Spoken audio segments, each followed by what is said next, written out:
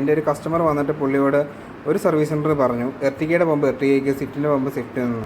So guys, ഇതൊരു Ertiga DDSൻ്റെ പമ്പാണ് വന്നിരിക്കുന്നത്. So actually ഇതൊരു ബോഷിൻ്റെ മാനുഫാക്ചർ ആയിട്ടുള്ള പമ്പാണ്. CP1S3 എന്നാണ് ഈ പമ്പിൻ്റെ പേര് വന്നിരിക്കുന്നത്.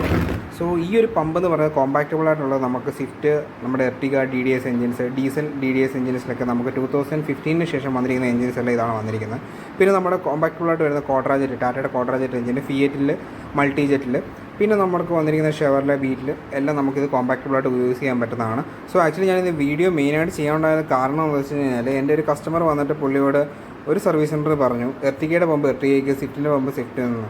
സോ ആക്ച്വലി നിങ്ങൾക്ക് ഈ പമ്പ് റീപ്ലേസ്മെൻ്റ് ആയിട്ട് ആരെങ്കിലും പറയുകയോ അല്ലെങ്കിൽ കംപ്ലൈൻ്റ് ആയിട്ട് വരികയാണെന്നുണ്ടെങ്കിൽ നമുക്കിത് പണിഞ്ഞെടുക്കാൻ പറ്റുന്നതാണ്. ആക്ച്വലി ഇത് നമുക്ക് ഇതിൻ്റെ എല്ലാ ചൈൽഡ് പാർട്സും നമുക്ക് ബോഷ് പ്രൊവൈഡ് ചെയ്യുന്നുണ്ട്. അതുപോലെ തന്നെ നമ്മുടെ അടുത്ത് വന്നു കഴിഞ്ഞാൽ നമുക്കിതിൻ്റെ പമ്പ് നമ്മൾ അല്ലാതെ കൊടുക്കുന്നുണ്ട്. നമ്മൾ റീകണ്ടീഷൻ ചെയ്ത് നല്ല പമ്പുകൾ കൊടുക്കുന്നുണ്ട്. അത് വിത്ത് വാറൻറ്റി ആയിരിക്കും. നമ്മൾ പണിയുന്ന പമ്പുകൾക്ക് നമുക്ക് വാറൻറ്റി കൊടുക്കുന്നതാണ്. സോ ഇതാണ് ബോഷിൻ്റെ CP1S3 എന്ന് പറയുന്ന പമ്പ്.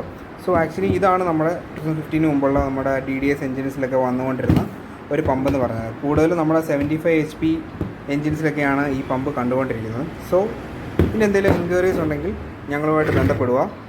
അതുപോലെ ഈ വീഡിയോ നിങ്ങൾക്ക് എല്ലാവർക്കും ഉപകാരപ്രദമായെന്ന് ഞാൻ വിശ്വസിക്കുന്നു. താങ്ക്